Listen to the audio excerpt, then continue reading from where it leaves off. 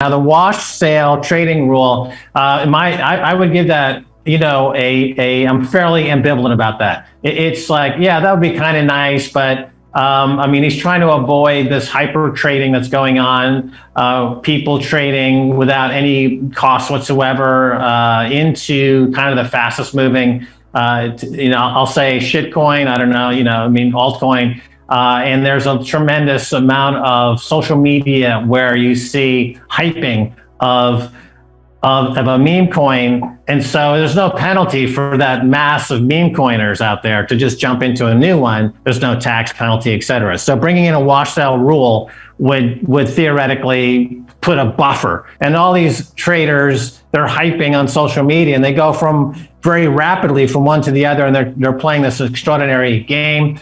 And so that theoretically would kind of put a bumper on that activity. So I guess it's okay, but you're opening the door to regulation. So that's where I would say put a caution light there. Well, again, Michael is somewhat of a newbie. It wasn't too long ago when over there at BitMEX you could get 100x leverage. So 20x leverage is moving toward a more sane environment than 100x. But obviously, again, that kind of leverage is not consistent with the kind of the guardrails that should be in place for the average retail investor. And so having access to that, it's almost guaranteed you're going to get wrecked. It really turns platforms like Coinbase and others, that they become more like casinos. I've called them casinos before, unlicensed casinos. And so it has that element to it where you're really, you're putting up a penny and you're gambling on 100, on a 20x or a 30x. And as you know, that type of trading is almost guaranteed a loser. He's correct. Again, it opens the door toward regulators. So that would be the downside.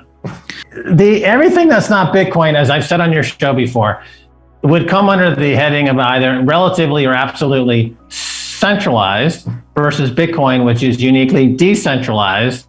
Additionally, a case can be made applying the Howey test that everything that's not Bitcoin would be an unregistered security, right? So, and it also brings about the question about Senator Lummis in her bill that she's trying to get through Congress, talking about applying some regulations to quote unquote crypto. And she does things like she equates Ethereum and Bitcoin. She calls them both commodities, which I think is false. I mean, you can make a case that Bitcoin is a commodity like gold, but clearly Ethereum is an unregistered security without any doubt whatsoever. So Gary Gensler over at the SEC had kind of pushed back against all this and said, hey, lady, stay in your lane.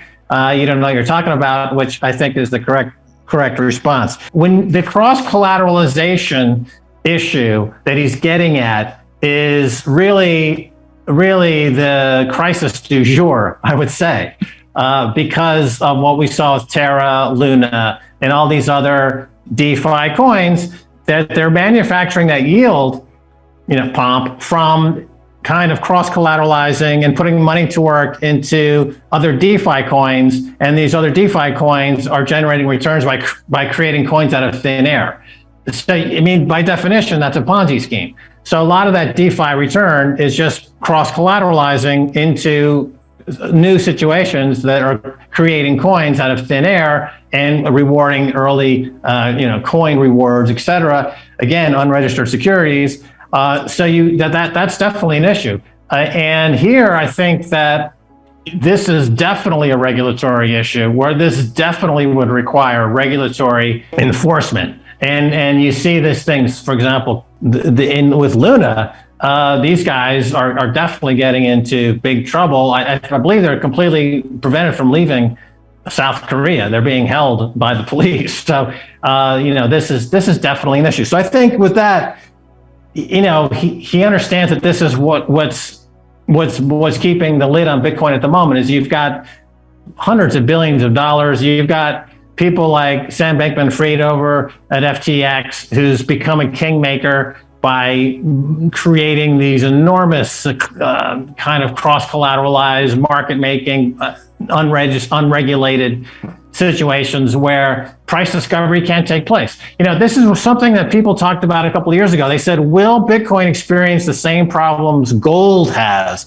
Because there's no good price discovery in gold because of all the derivatives.